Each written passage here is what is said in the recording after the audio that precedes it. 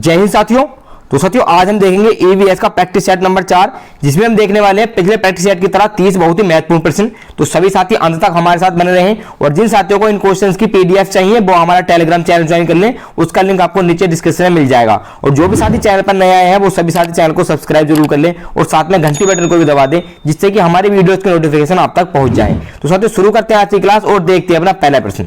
तो हमारा पहला प्रश्न है, निम्नलिखित भारतीय राज्यों में से किस राज्य की कोई भी समुद्री सीमा नहीं है। इस तरह के क्वेश्चन आपके एग्जाम में बहुत बनते हैं, पिछले एग्जाम में भी काफी बार ये क्वेश्चन पूछे जा चुके हैं। तो ऑप्शन नंबर 1 देखते हैं, गोवा, गुजरात, राजस्थान या फिर महाराष्ट्र। तो इन चारों में से कौन सा वो राज्य है जिसकी कोई भी समुद्री सीमा नहीं है। तो क्वेश्चन नंबर 1 का सही आंसर हो जाएगा साथियों राजस्थान। राजस्थान की कोई भी समुद्री सीमा नहीं है। ऑप्शन नंबर 3 इसका सही आंसर हो जाएगा। गोवा की भी समुद्री सीमा है, गुजरात भी समुद्र तट के किनारे है और महाराष्ट्र भी समुद्र तट के किनारे बसा हुआ है। केवल राजस्थान ही एक ऐसा राज्य है इन चारों में से जिसकी कोई भी समुद्री सीमा नहीं है। चलिए अगला प्रश्न देखते हैं। प्रश्न नंबर 2 ये रहा आपकी स्क्रीन पर। किसी नदी के प्रदूषण स्तर की माप की जाती है। किसी भी नदी का अगर हमें प्रदूषण के स्तर का पता करना हो कि उसका जल कितना प्रदूषित है और कितना स्वच्छ है, तो वो किसके द्वारा की जाती है?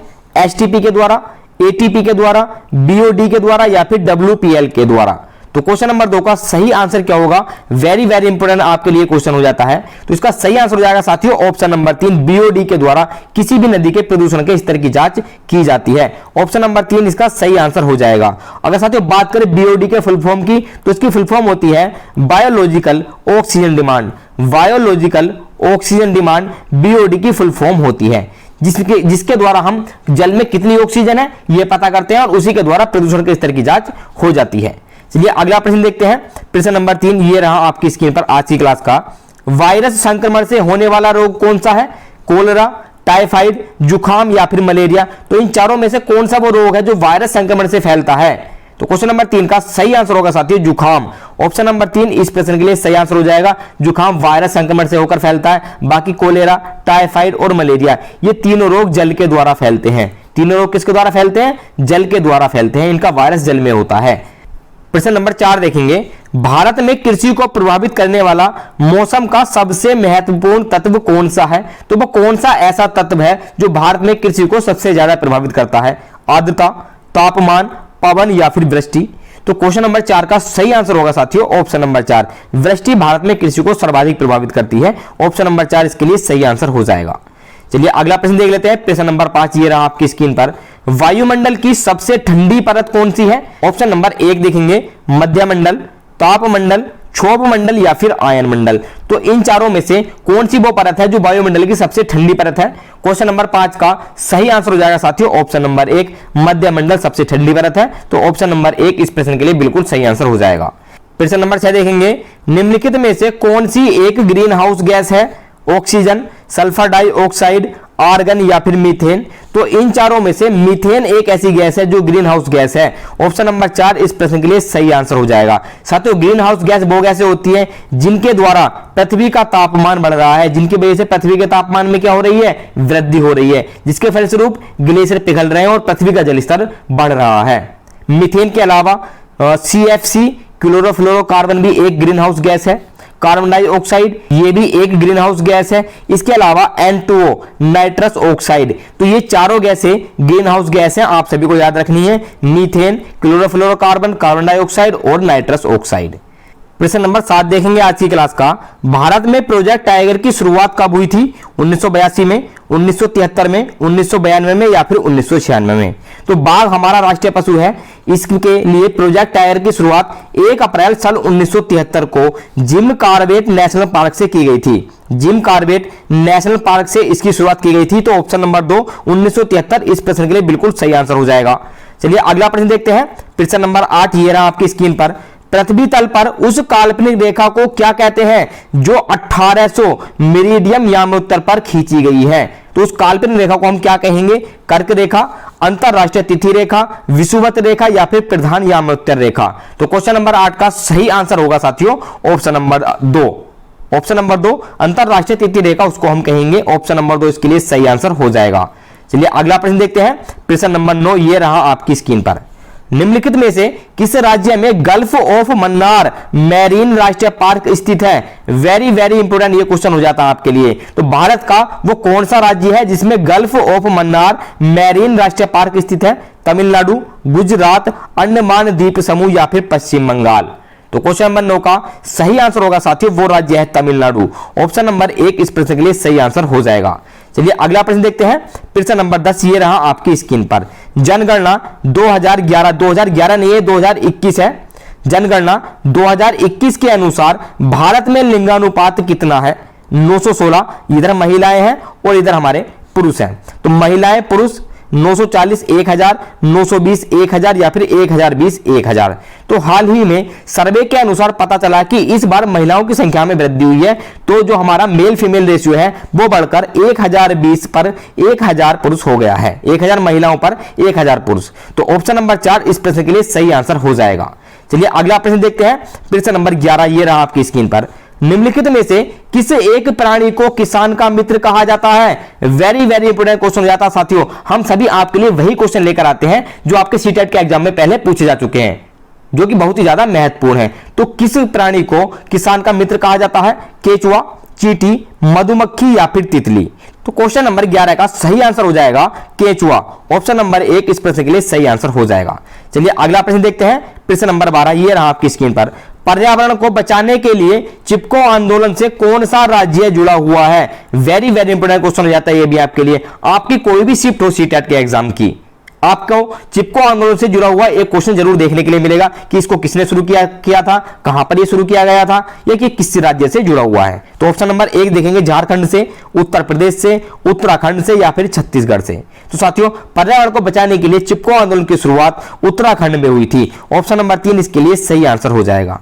और इस आंदोलन में क्या हुआ था? इस आंदोलन में लोगों ने पेड़ों से चिपक कर उनको काटने का विरोध किया था, इसलिए यह आंदोलन चिपको आंदोलन के नाम से फेमस हो गया है। और इस आंदोलन की शुरुआत सुंदरलाल बहुगुणा ने की थी। सुंदरलाल बहुगुणा ने इस आंदोलन की शुरुआत की थी। प्रश्न नंबर 13 देखेंगे। जीवों के व्यवहार का अध्ययन किसमें किया जाता है? नियोलॉजी में, इटियोलॉजी में, इथोलॉजी में या फिर डेमोलॉजी में? तो साथियों क्वेश्चन नंबर 13 का सही आंसर हो जाएगा इथोलॉजी। ऑप्शन नंबर 3 इसके लिए सही आंसर हो जाएगा। इथोलॉजी के अंतर्गत जीवों के व्यवहार का अध्ययन किया जाता है। चलिए अगला प्रश्न देखेंगे। प्रश्न नंबर 14 आज की क्लास का हमारा। समुद्री शैवाल किसका महत्वपूर्ण स्रोत है? यह भी एक बहुत ही ज्यादा महत्वपूर्ण क्वेश्चन हो जाता है। ब्रोमीन का, क्लोरीन का, आयोडीन का या फिर लोहा का? तो समुद्री शैवाल जिनको हम लाइकेन भी कहते हैं, समुद्री शैवाल को क्या कहा जाता है? लाइकेन भी कहा जाता है। इनमें आयोडीन भरपूर मात्रा में उपस्थित होती है, तो समुद्री शैवाल आयोडीन का महत्वपूर्ण स्रोत है। ऑप्शन नंबर 3 इसके लिए सही आंसर हो जाएगा। चलिए अगला प्रश्न देखेंगे। प्रश्न नंबर 15 आज की क्लास का ये रहा आपकी स्क्रीन पर। सैक या लाइकेन क्या है? रसायन स्वयंपोषी है, परजीवी है, अपघटक है या फिर सहजीवी है? तो जो सैक या लाइकेन या फिर समुद्री शैवाल कह सकते हैं, ये साथियों सहजीवी के अंतर्गत आती हैं। ऑप्शन नंबर 4 इसके लिए सही आंसर हो जाएगा। चलिए अगला प्रश्न देखेंगे। प्रश्न नंबर 16 ये रहा आपकी स्क्रीन पर।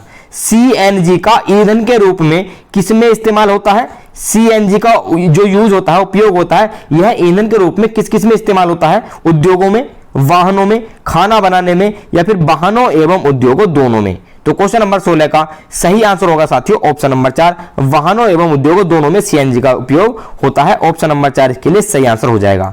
अगर बात करें इसके फुल फॉर्म की, सीएनजी की फुल फॉर्म होती क्या है, तो इसकी फुल फॉर्म होती है compressed natural gas. Compressed natural gas इसकी फुल फॉर्म होती है सीएनजी की, तो ये भी आप लोगों को याद रखनी है। चलिए अगला प्रश्न देखेंगे। प्रश्न नंबर 17 ये रहा आपकी स्क्रीन पर। पर्यावरण जागरूकता का किसके द्वारा सृजन किया जा सकता है? पर्यावरण जागरूकता का सृजन किसके द्वारा किया जा सकता है? क्षेत्रीय भ्रमण के द्वारा, व्याख्यान के द्वारा, समूह वार्तालाप के द्वारा या फिर अध्ययन के द्वारा? तो साथियों पर्यावरण जागरूकता के लिए जरूरी है कि हम क्षेत्रीय भ्रमण करें, हर चीज को हम अपनी आंखों से प्रत्यक्ष रूप से देखें। तो ऑप्शन नंबर 1 इस प्रश्न के लिए सही आंसर हो जाएगा, क्षेत्रीय भ्रमण के द्वारा। तो ऑप्शन नंबर 1 सही आंसर हो जाएगा। चलिए अगला प्रश्न देखेंगे। प्रश्न नंबर 18 ये रहा आपकी स्क्रीन पर। एलपीजी किसका संक्षिप्त रूप है? यह एलपीजी की फुल फॉर्म क्या है? लोक पैसेंजर गाड़ी, low paid games, liquefied petroleum gas या फिर लोकल पेट्रोलियम गैस? तो एलपीजी की फुल फॉर्म होती है liquefied petroleum gas. Option number 3 इसके लिए सही आंसर हो जाएगा। चलिए अगला प्रश्न देखते हैं। प्रश्न नंबर 19, पृथ्वी पर पहुंचने से पहले ओजोन परत किन किरणों को अवशोषित करती है? या ओजोन परत के द्वारा कौन सी किरणों को अवशोषित किया जाता है? एक्स किरणों को, गामा किरणों को, परावैंगनी किरणों को या फिर बीटा किरणों को? तो साथियों, जो सूर्य से अल्ट्रावोलेट रेज आती है यानी कि परावैंगनी किरणें आती हैं, उनको ओजोन परत रोक लेती है, अवशोषित कर लेती है। तो ऑप्शन नंबर 3 इसके लिए सही आंसर हो जाएगा। चलिए अगला प्रश्न देखते हैं। प्रश्न नंबर 20 ये रहा आपकी स्क्रीन पर। चमगादड़ स्तनधारी है क्योंकि वह रात्रिचर है इस वजह से स्तनधारी है, या फिर उड़ती है इस वजह से स्तनधारी है, या शाकाहारी है, या फिर बच्चे देता है इस वजह से स्तनधारी है? तो क्वेश्चन नंबर 20 का सही आंसर हो जाएगा कि वह बच्चे देती है इस वजह से वह स्तनधारी है। ऑप्शन नंबर 4 इसके लिए सही आंसर हो जाएगा। चलिए अगला प्रश्न देखेंगे। प्रश्न नंबर 21 ये रहा आपकी स्क्रीन पर। पर्यावरण की परिभाषा एक्चुअल में है क्या? पर्यावरण किसको कहते हैं? समुद्र तल के नीचे पृथ्वी पर जो वस्तुएं हैं उनके अध्ययन को। एबायोटिक एवं बायोटिक घटक उनको। चीजें जो हमको घेरती हैं उसको पर्यावरण कहते हैं, या फिर उपरोक्त में से कोई नहीं? तो क्वेश्चन नंबर 21 का सही आंसर होगा साथियों एबायोटिक एवं बायोटिक घटक के अध्ययन को ही हम पर्यावरण कहते हैं। ऑप्शन नंबर 2 इसके लिए सही आंसर हो जाएगा। चलिए अगला प्रश्न देखेंगे। प्रश्न नंबर 22 ये रहा आपकी स्क्रीन पर। निम्नलिखित अंतरराष्ट्रीय संस्थाओं में से कौन सी संस्था वन्यजीव संरक्षण के प्रति समर्पित है? कौन सी ऐसी संस्था है जो वन्यजीव का संरक्षण करती है? ऑप्शन नंबर 1 देखेंगे यूएनडीपी, यूएनएफपीए, आईयूसीएन या फिर डब्ल्यूएचओ। तो क्वेश्चन नंबर 22 का सही आंसर क्या होगा? इसका सही आंसर हो जाएगा साथियों ऑप्शन नंबर 3 आईयूसीएन। यह वन्यजीव संरक्षण के प्रति समर्पित है। ऑप्शन नंबर 3 इसके लिए सही आंसर हो जाएगा। चलिए अगला प्रश्न देखेंगे। प्रश्न नंबर 23 ये रहा आपकी स्क्रीन पर। कृत्रिम वर्षा के लिए मेघ विजन के लिए प्रयुक्त रसायन कौन सा है? या कृत्रिम वर्षा के लिए कौन सा रसायन उपयोग किया जाता है? वेरी वेरी इंपोर्टेंट ये क्वेश्चन हो जाता है आपके लिए। पोटेशियम ब्रोमाइड यानी कि केबीआर का, सिल्वर नाइट्रेट AgNO3 का, सिल्वर आयोडाइड AgI का, या फिर पोटेशियम नाइट्रेट KNO3 का?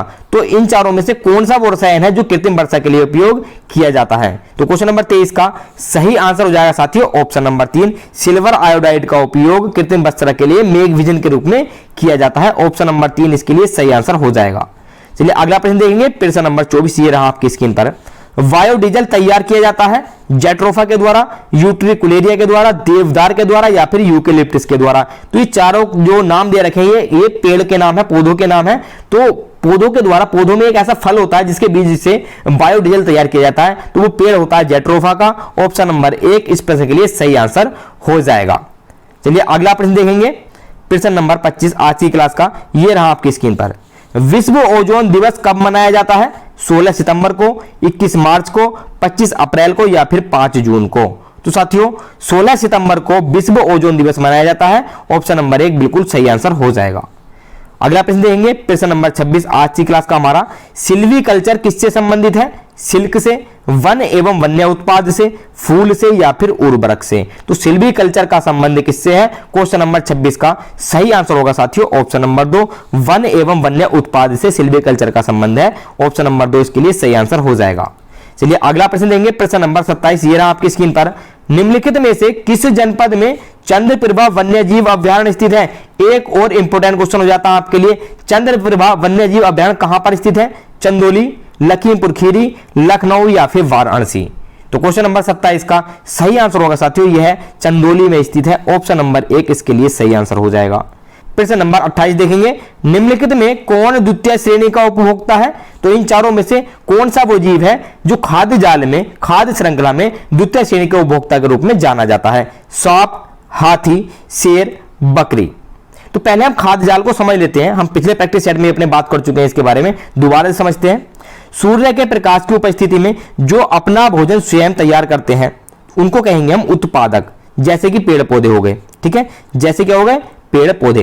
इसके बाद पेड़ पौधों को जो खाता है वो होता है प्रथम श्रेणी का उपभोक्ता।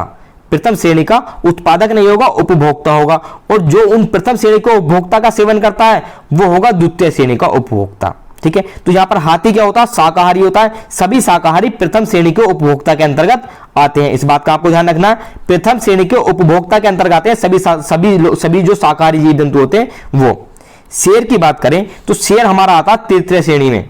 शेर किस में आता है? तृतीय श्रेणी में आता है, क्योंकि द्वितीय श्रेणी के जो जानवर होते हैं उनका भी क्या करता है? भक्षण करता है या उपभोग करता है।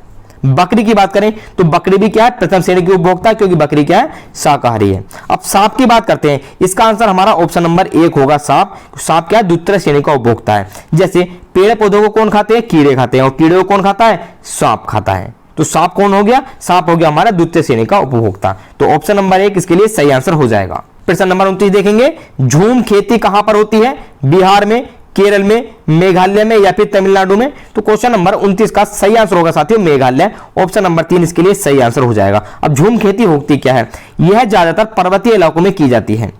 इसमें मान लिया हमने कुछ जगह का उपयोग फसल उत्पादन के लिए किया है, उसके बाद जब उस जगह में की उर्वरकता खत्म हो जाती है तो उस तब तक वहां पर खेती की जाती है, और जब वहां की उर्वरकता बिल्कुल खत्म हो जाती है वहां पर कोई भी खेती नहीं की जाती है, उस जमीन को ऐसे ही छोड़ दिया जाता है। उसके बाद अलग जगह पर जाकर फिर यही प्रक्रिया अपनाई जाती है। तो इस खेती को झूम खेती कहते हैं, और यह एक तरीके की अस्थायी खेती है। अगर आपसे आता है कि निम्न में से कौन सी अस्थायी खेती है, तो वो आपकी होगी झूम खेती, ये अस्थायी खेती है। चलिए अगला प्रश्न देंगे, प्रश्न नंबर 30, और आज की क्लास का हमारा लास्ट प्रश्न होने वाला है। शुष्क बर्फ किसका ठोस रूप है, बहुत ही आसान क्वेश्चन है, कार्बन डाइऑक्साइड का, अमोनिया का, नाइट्रोजन का या फिर ऑक्सीजन का। तो क्वेश्चन नंबर 30 का सही आंसर हो जाएगा साथियों कार्बन डाइऑक्साइड गैस का। शुष्क बर्फ कार्बन डाइऑक्साइड गैस का ठोस रूप है, ऑप्शन नंबर 1 इसके लिए सही आंसर हो जाएगा। तो साथियों ये थे हमारे आज के प्रैक्टिस सेट के 30 बहुत ही महत्वपूर्ण प्रश्न। तो जो भी साथी अंत तक हमारे साथ बने रहे उनका बहुत बहुत धन्यवाद, और जिन साथियों ने अभी तक हमारे चैनल को सब्सक्राइब नहीं किया वो सभी साथी चैनल को सब्सक्राइब जरूर कर लें और साथ में घंटी बटन को दबा दें। हम आपसे मिलते हैं अगली क्लास में। जय हिंद।